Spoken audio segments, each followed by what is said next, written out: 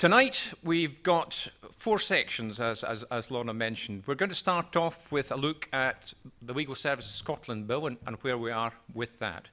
We're going to have a look at the constitutional changes that are taking place. We're going to have a look at the Practice Rules Consolidation Project, which is underway. And we're going to talk to you tonight about some of the changes that are taking place in the accounts rules. Then a section on the education and training changes which are coming up, our new registered paralegal scheme, and the support which we provide for our members.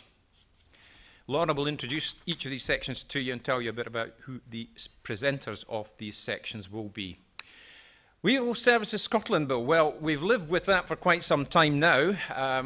We had, as I say, the ABS roadshows earlier in the year.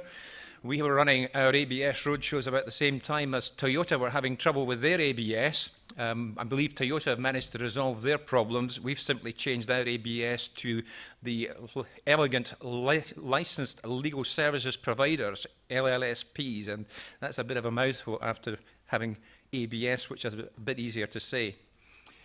Now, to give you a brief overview, the members of the Scottish Parliament unanimously voted in favour of the bill at its Stage 3 debate last month. There were changes made to the bill at Stage 2, which will mean that licensed legal services providers will be composed of a minimum of 51% solicitors and other regulated professionals, with up to 49% external ownership being permitted. Now, that was the Society's own policy position, and that's what was adopted by the Parliament, and so we are delighted that the politicians saw fit to take on our recommendation.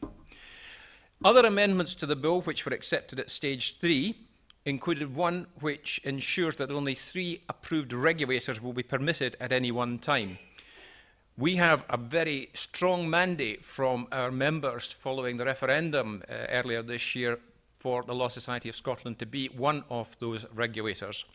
And we are working at the moment to develop the necessary regulatory scheme to ensure that the Law Society of Scotland will be a regulator, and we hope will be the regulator of choice of all those who wish to provide legal services in Scotland.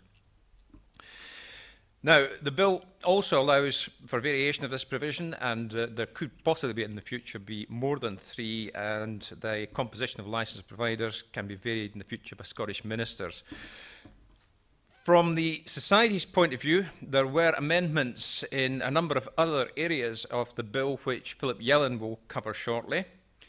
The Society put in a lot of work on that bill and was thanked for its efforts by members of the Scottish Parliament.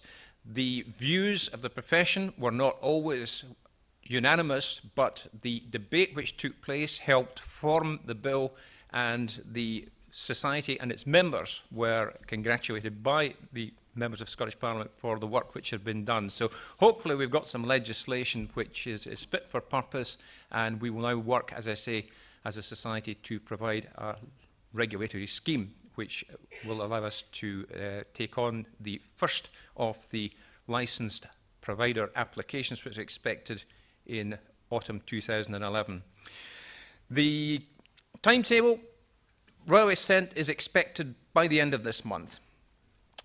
Winter 2010, we will continue with our preparation to be an approved regulator. Obviously, there is secondary legislation will have to come from the Parliament in terms of what will be in the various regulatory schemes.